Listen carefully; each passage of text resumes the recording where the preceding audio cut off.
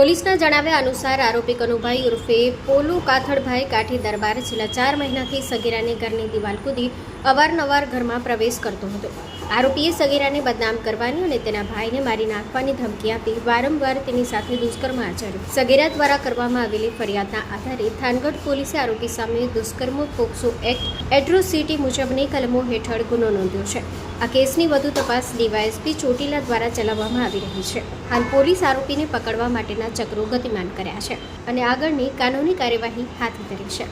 Story report by Ketan Parmar, Thangadh.